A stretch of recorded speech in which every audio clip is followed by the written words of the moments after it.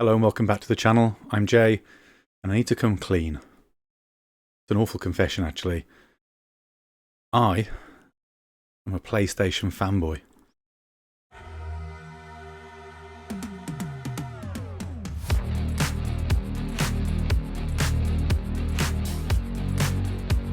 Now, jokes aside, let me qualify what I mean.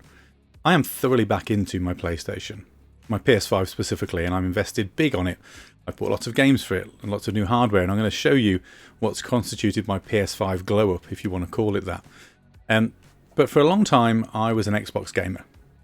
So back in the day, PlayStation 1 captured my attention, PS2 became my console. I was a PlayStation guy. I've never been into the console wars, so this isn't about, smack talking, if you want to call it that, the alternatives. I play games on all consoles, but my PS2 was my mainline console and I loved it. Like many people, I spent so much time, effort and money on that console. The PS3 didn't go so well. PlayStation took their position of advantage for granted, and they launched with an incredibly expensive console, and it was late to market compared to its competition, the 360. And the Xbox 360 captured my imagination and my heart, as it did for many other people. It's still a console that I look very favourably on. It brought multiplayer gaming to me in a way that I'd never experienced it. I had so many fun times with friends playing on that console. Multiplayer games like Halo, Gears of War, FIFA. I know, sorry, I do love my FIFA games. Call of Duty, obviously, Modern Warfare. So many hours sunk into that game. Love that console. And because my friends all gravitated towards it and it became the place that I played socially, I stuck with that console. Xbox One came out, I went with it, had it at launch. I actually really like my Xbox One console. I have no beef with it. But PlayStation 4 undoubtedly was the better console of that generation. It had better exclusives and overall better support. It became harder and harder as an Xbox fan to justify sticking with the Xbox. However, latest generation of consoles comes out, I did again buy the Series X. Stuck with it. Xbox seemed to be going in a better direction. Phil Spencer had some great ideas. Game Pass was a brilliant prospect. And I thought Xbox is going to recapture it. Unfortunately, that hasn't been the case, and it's hard to argue again, unless you're a die-hard Xbox fan, that the Series X has Xbox in general has massively lost its way in this generation, and PlayStation have gone from strength to strength. We are lacking a few exclusives. There's lots of criticism still to be levelled at PlayStation, but the PS5 has undoubtedly been the more successful console, both in sales, but also just in general enjoyment. As a result, I've basically gravitated back to it, and I've decided just before Christmas that given that it was now my main console, that I would invest a little bit more money in my experiences and improve the way that I play. Now let me stop you. I have not bought a Pro console. I still hold firm on my position that that is a unnecessary expense if you already own a console. Unless you're super hardcore, you've got some amazing television, I don't think it's worth it. So for me, the PS5 Pro is not an option. However, there are lots of other things that I could do to improve my PlayStation experience, hardware, software, and with Black Friday and the Christmas sales coming around, I kind of spent a little bit silly and I bought quite a lot.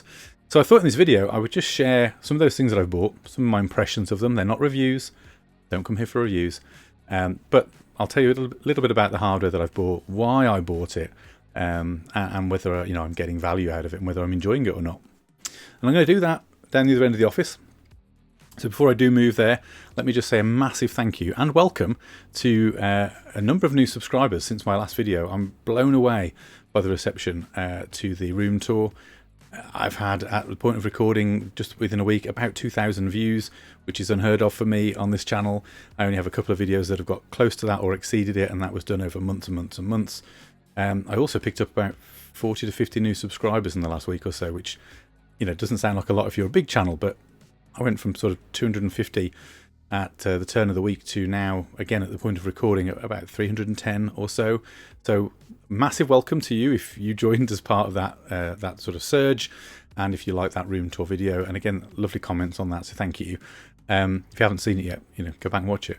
But if you've always been here, then of course, as I always say, thank you so much for the support that you've provided for months and months and months for those long-term subscribers and viewers. So we're going to head down that end of the room. I'll take you through some of the PlayStation stuff that I've bought and tell you a bit about why and what I think of it. So let's go. And here we are. Welcome to the other end of the room.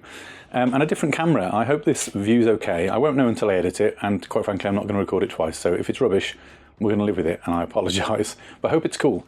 This is my Insta360 Ace Pro. Had this now for, I don't know, maybe 6 months. Bought it last year for a summer holiday. And with the intention of doing more vlogs with it. So I'm hoping the quality is good, and that you get a nice kind of wide view of the games room, which of course if you watch the tour you'll be more familiar with now. And this is the end of the room when I do my gaming. So right in front of me here is my big HD TV and my modern consoles and my PlayStation 5. So I thought, where better to start this kind of PlayStation 5 glow up tour from than this end. And I'm going to cover two different things here. So I'm going to talk about games, and you can see a little stack of them tucked away here. I'll take you through each of those and tell you why I bought it. I can't remember exactly what I paid for them all.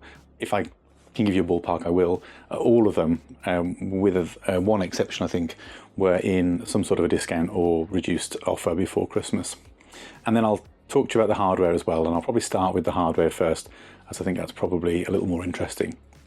So there's a few bits of hardware that I bought to kind of improve my setup.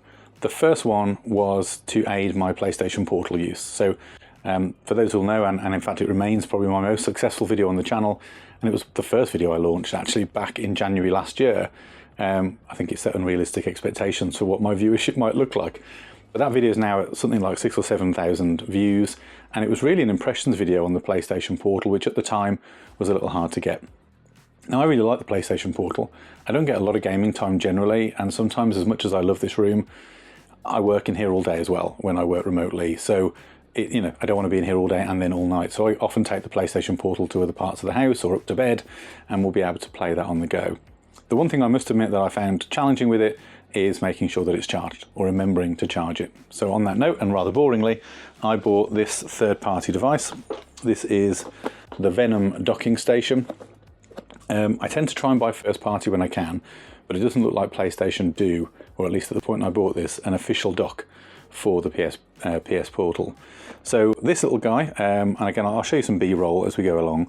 So the Venom, it's basically a charging base, USB-C powered, and it comes with a small USB dongle that fits into the bottom of the Portal that gives you effectively, like, it's not magnetic charging as such, but it's that kind of contact-based charging rather than having to physically dock it onto that connector. It removes some of the fragility of basically where they've placed the USB port on the Portal is quite tight. So the Venom docking station, it has a small indicator on the front that shows you when it's charging. Would I recommend it?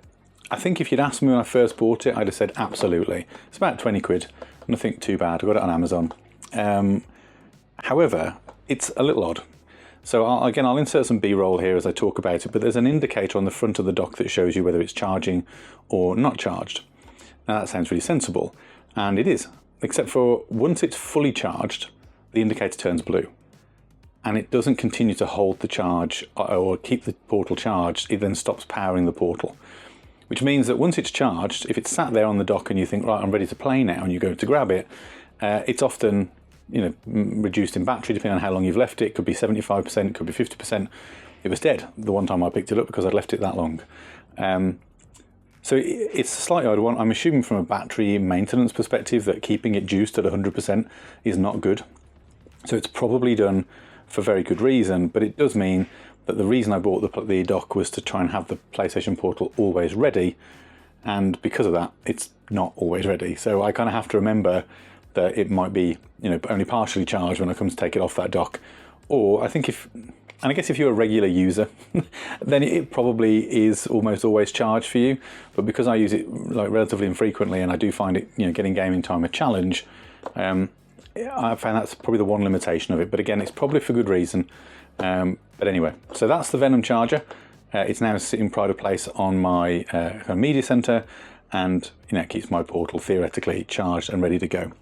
And if nothing else, it's a nice way to just kind of stand it up and display it, and it gets it away from just kind of resting on a desk or stuck by the side of the bed. Moving on and sticking with the subject of charging, the other thing that I do find frustrating, and it's the one downside of the PlayStation controllers for me compared to the Xbox, is the battery life. Now this is well talked about. The PlayStation 5 controllers, they drain pretty quick. Over the course of maybe a 3 or 4 hour gaming session, it's not unfeasible to zap one of those batteries to almost flat, which is annoying. to be honest, because an Xbox controller with one of their proprietary batteries will hold charge for hours and hours and hours.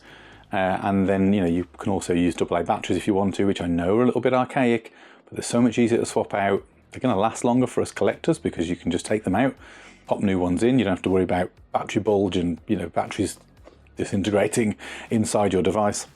But anyway, in order to keep my controllers ready when I need them, similar situation, I looked for a dock, and our PlayStation do indeed do an official dock. This is the DualSense charging stand. It'll charge 2 controllers at once. It uses the built-in connectors on the PlayStation 5 controllers, and they sit neatly kind of one in front of the other. I'll show you the real deal in a minute, but you can see on the box there what I'm talking about. Now, no real complaints about this. It does what it says on the tin. It was about £20 again. USB-C powered, charges 2 controllers at once, and they're just ready to go. I don't often do multiplayer on the PS5. I don't have people over very often, and my kids aren't quite old enough yet to enjoy a PlayStation 5 experience. I'm sure my son will be on that very soon. But as I said, they don't last a full gaming session anyway sometimes, so if one battery does get particularly low, I can swap the pads out and play with the second controller while I'm at it. So I've got 4 PS5 controllers, I think, at this point, maybe 5. I've got a couple of the vanilla ones, and then I've bought special editions along the way, one I'm going to talk about in a second, as well as the Spider-Man one. So yeah, docking station, official Sony one.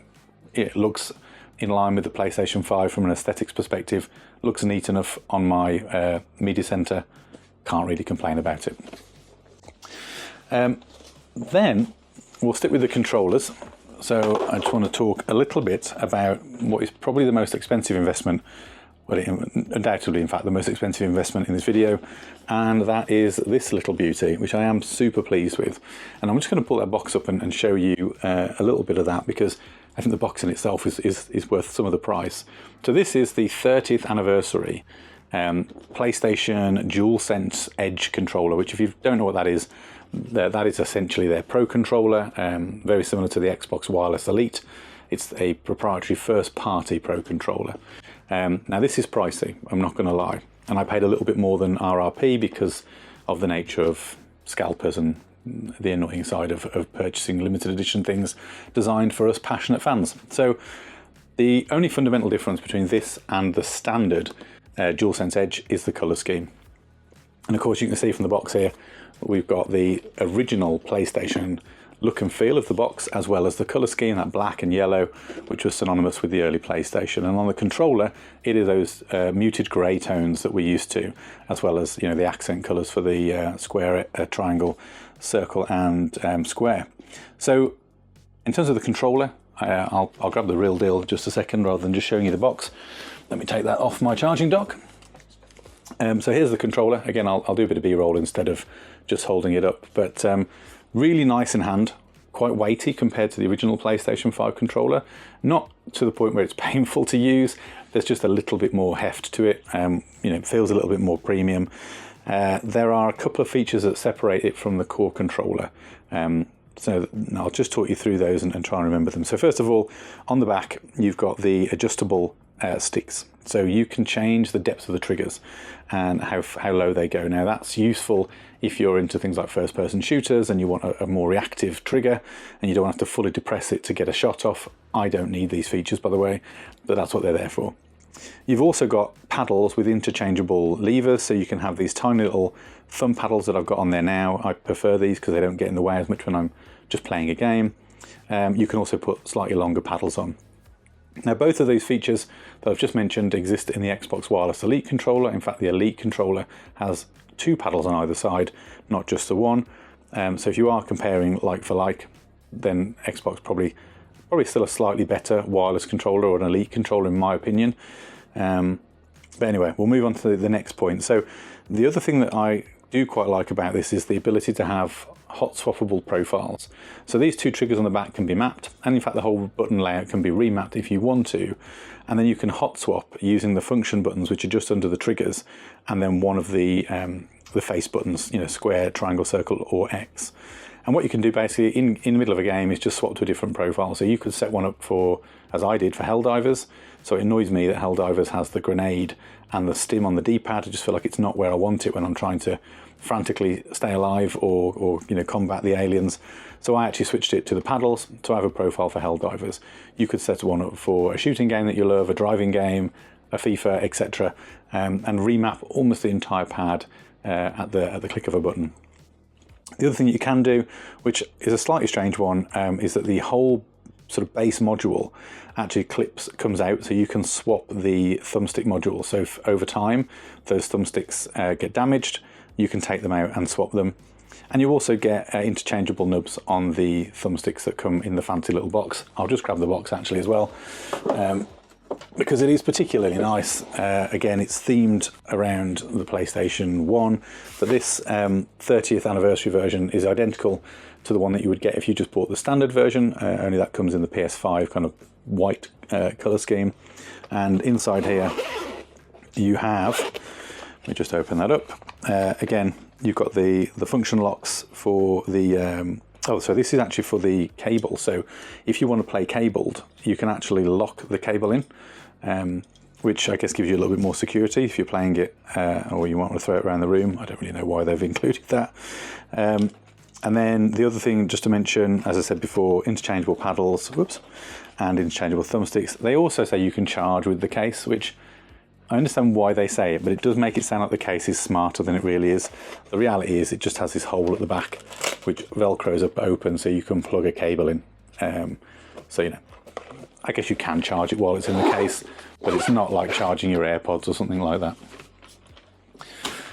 So those were some of the hardware upgrades. I've got one more that I want to mention, and then we'll get on to talking about the games that I've bought. So the final purchase is this, which is the, I'm going to get this name wrong, but I'm going to go for the Wireless Pulse Elite. I think that's right. If it's not, then I'll correct it on screen. These are PlayStation's first party, effectively they're Pro headphones. So when the console first came out, we had the Wireless Pulse headphones, and I bought those at launch, and they were very good. No real problem with them at all. The reason I upgraded was that I was getting a bit frustrated with the PlayStation Portal from an audio perspective. So if you don't already know, the PlayStation Portal doesn't support traditional Bluetooth headphones. So if you've got any other kind of Bluetooth headset, you can't use them. You can only use, I think it's 2 different devices, at least first party PlayStation. I think Sony also do another set of their own proprietary headphones that work. But they basically have to have a certain technology in that PlayStation have included. And I think it's all about creating minimal lag and sort of drain on the console while it's connecting. At least that's my assumption.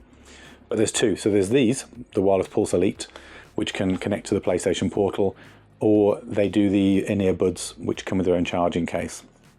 I did look at both, and the reason I went for these was twofold. One was price, so these were about £50 cheaper at around the £130 mark versus I think it's 180-ish, maybe less if you get them on offer for the buds. And the second one really was that the buds, I don't need any more buds. I'm an Apple guy, I have AirPods, that's what I predominantly use, and I've got some Beats Pro for the gym. I don't need more buds that I can use on multiple devices, so I don't need, that portability. What I really wanted was something that I could sit here and play my PS5 with my friends, use the in-game chat, use the microphone, etc., and then pivot, take the PlayStation Portal without having to change the headset. So this connects to both seamlessly, which works perfectly for me. A nice little feature as well of these headphones, so the microphone kind of pops out, just kind of pulls out there, is that they also have some AI technology in them. So they have special drivers for the audio, which theoretically improves the sound. I'm not a massive audiophile. I will say that the original Wireless Pulse headphones were very good. These do sound marginally better, but I'm no expert. But they also have AI technology to filter out background noise and interruptive noise from the microphone. So if you are someone like me who sometimes likes to have a little snack on the side while I'm playing a game, my friends don't have to listen to me crunching crisps or whatever it might be via the headphones. And I have to say it did a fantastic job, because my friends couldn't hear anything when I was, chowing down on some snacks. It genuinely did filter out all of that background noise. So yeah, Wireless Pulse Elite. The other thing to mention, I suppose, that's just useful is they do come with a really handy little hook. Again, I'll try and show you some B-roll of that. So you can charge these while you're not using them. Again, coming back to that theme of having everything ready to go when I need it, these can just sit charging, and I can be confident that they are fully charged when I want to start a gaming session. So that's it from a hardware perspective. I said then we'd move on to games, so and there's quite a stack here, so we'll just start at the top and work our way down. The first one, which I didn't buy for myself, I had this for Christmas. This was a Christmas present from my wife, and I've just started playing it on stream. So if you haven't checked out my live stream from the other week, then I was playing this. It's Astrobot, Game of the Year winning Astrobot, in fact. And I have to say, I've only played a couple of hours so far, but what a game. If you love a platformer, you love your old school Mario, it is everything you want from a platformer in terms of the quality and the refinement that comes with a Mario or a Nintendo first party, with a ton of PlayStation nostalgia. So if you're as old as I am and you remember the PlayStation 1 and you've played it all the way through, then God, there's so much to love about this, whether it's the little customized Astrobots, or the consoles, or the fact that Astrobot's ship is a PlayStation 5 DualSense controller. It's just, it's PlayStation laden, and it's so good. So yeah, highly recommend that one. I will be playing some more of that on stream, so keep an eye out for those sessions when they go live. I'm going to try and play once a week if I can, time permitting. So I've got the setup, I think, refined now. The audio's good, the visuals look good. So yeah, I think I can confidently start streaming properly. So Astrobot was game number one. Now this one, I don't know how much I'll play of this, but I picked it up because it was a surprisingly good price, and it's a special edition, and it comes in a box, and I like that. And that is the Worms Anniversary Edition of Worms Armageddon. So in the box you get, let me just quickly whiz through the list here, make sure that I get it right. So there's a couple of token like coins that come with it. There's a couple of posters, some pin badges of some of the famous weapons like Concrete Donkey and the Holy Grenade.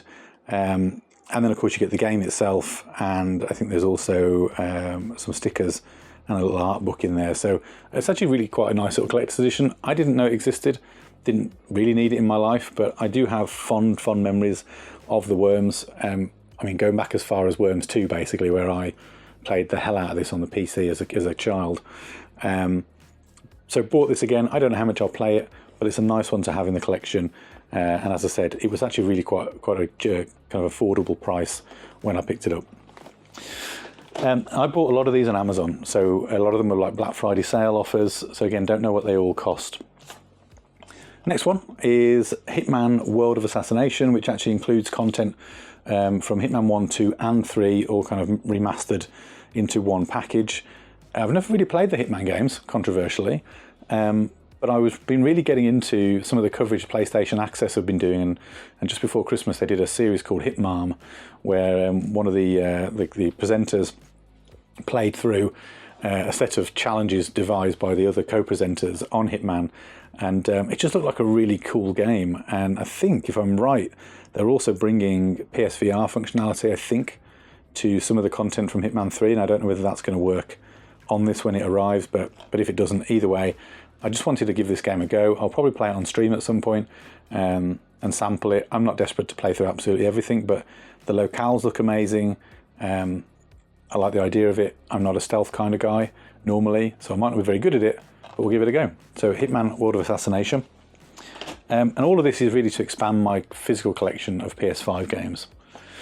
Now this one I actually own digitally, but I had it as a Christmas present. It was again on a reasonably good price pre-Christmas, and that's God of War Ragnarok. Now I haven't finished the original God of War yet, so I haven't started this, but I wanted it in the collection. I've got a big chunk of God of War games up on the shelf. This will go on there as well. I probably won't even bother putting the disc in the console at this point because I do have it digitally. It came with the PS5 when I bought the disc edition to replace my original all digital. But I wanted to own it physically as part of the collection, collector's habit and all that. Then I'll pick both of these up. These were actually eBay purchases. So, and again, a game series that I've never played through, and this will shock many. So we've got The Last of Us Part 1, the sort of latest remastered version. I know that's had a few up-reses, but this is probably the latest. I do own it on the PS3, I think, but never played it. So I thought, well, if I'm going to play that game now, and I am keen to, I might as well go for the best quality version. And then coupled with that, of course, Last of Us Part 2 remastered. So both versions on the PS5. Looking forward to giving those a go. Don't think there's much that needs to be said about those games, really. Most people have already experienced them.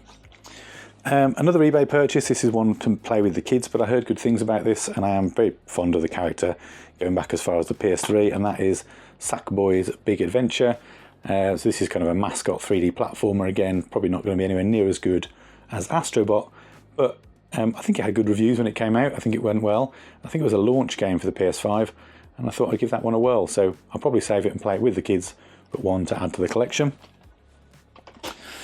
I've bought for the PS5 most of the most recent fighting games that came out for the mainstream big recognised titles. So Mortal Kombat 1, Street Fighter 6, and enjoyed both of those. But there was a gap, of course, for PlayStation fighting games, the OG PlayStation fighting game, and that is Tekken.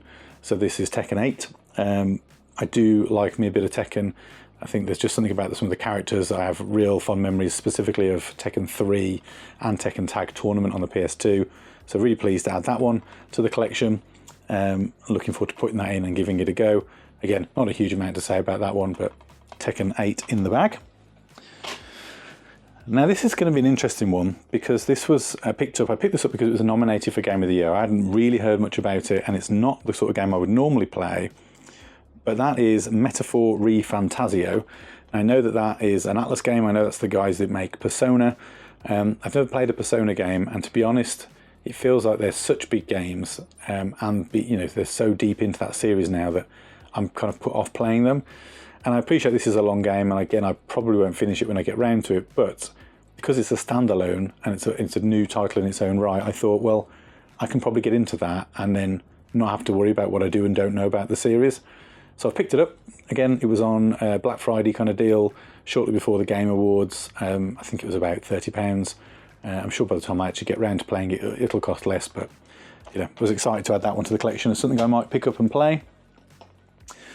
Now this one, I'm not going to play a huge amount of this on my own. Again, this one might be one for the kids, but I do enjoy these games, and that's Star Wars.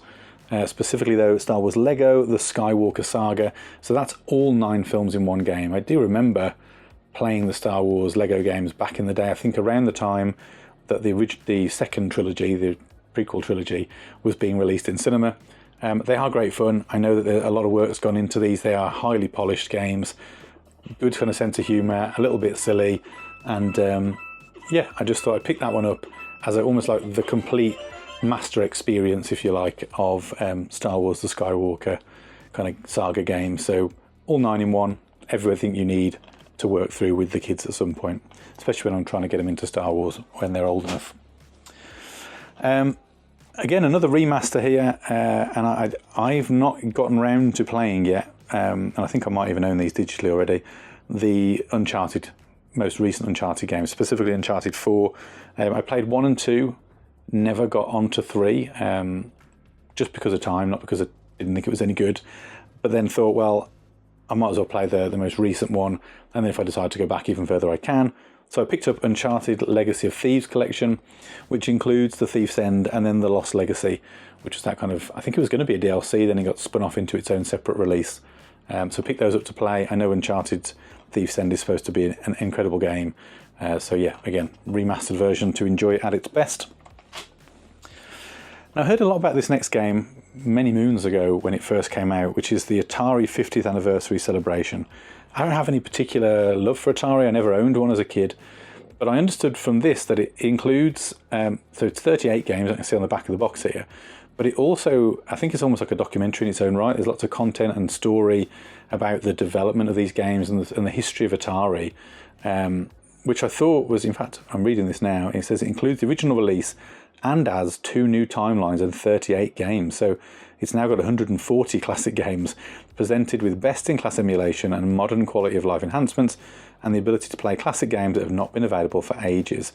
Discover the brand that launched the modern video game industry and the creative individuals behind it through interviews, archival images, special source material, and behind-the-scenes content. So I thought more than anything, just to learn about the history of Atari, that might be a fun one to play through. If you'd like to see that playthrough on stream, and for those of you that remember Atari, I'm happy to do that if you think it would be good. Let me know, by the way, if any of these are ones that you'd like to see me prioritise for that stream or future streams. Probably going to stick with Astrobot for a little while, and then we'll see where we go from there. Another one that I knew I'd pick up when it came out but didn't want to pay full price for, kind of seems pointless when I know I'm not going to start a game at the point of owning it, and that is Stellar Blade. I know this one was generally well received. It's that kind of hack and slash, bit of like Devil May Cry mentality. I loved those games growing up, so I thought, why not? It looked pretty. I know there's some controversy around some of the outfits and the sexualization of the main character. That is what it is, but I think it looks like a really interesting game, and again, despite those criticisms, it was well thought of and well received. 2 more to go then. So this one I actually had recommended to me by a friend who had played and completed it. I think I paid about £17 for this one, and that is RoboCop Rogue City. Love the original RoboCops from back in the day, and I have a lot of love for RoboCop versus Terminator on the Mega Drive. I think that's a great game. So when I saw this was being made, I thought, why not? I'd love to jump in and give that one a go. Seems like, playing the role of RoboCop, why not? That seems like a great thing to play. I'm noticing on the back here, I don't know if I've got like a foreign version. I got this through eBay, not eBay, sorry, through Amazon. I know it'll have English language in, but it looks like it's in potentially French. No, not French, maybe German on the back. Not that it matters. It'll have all the languages when you start it, but RoboCop Rogue City. And then the last one, I mentioned that I love these games. I don't know that I ever fully played through this particular version, and that is Devil May Cry 5, specifically the PS5 Special Edition. So it is, let me just see what actually comes with this one. More power, it says. So stylish next-gen experience, ray tracing, reduced load times and 3D audio, intense non-stop action, and the Special Edition includes playable Virgil, not Virgin, slip of the tongue, deluxe content, a turbo mode, and legendary Dark Knight mode, whatever the hell that is. I played, I think, all of the early Devil May Cry, so 1, 2, 3 for sure. I think I dabbled with 4 but never finished it. I played the DMC reboot, I actually quite liked that. But I don't think I ever put this one in the console. I know I own it on previous generations, but when I saw it was on special offer again, it was super cheap. I thought, why not? To me, Devil May Cry is synonymous with the PlayStation, and I wanted to pick it up and play it again on that console. And that is my PlayStation 5 glow up. So I'm going to head back over to the main cam and we'll wrap this video up. But I hope you found that interesting, and I'll see you in a second.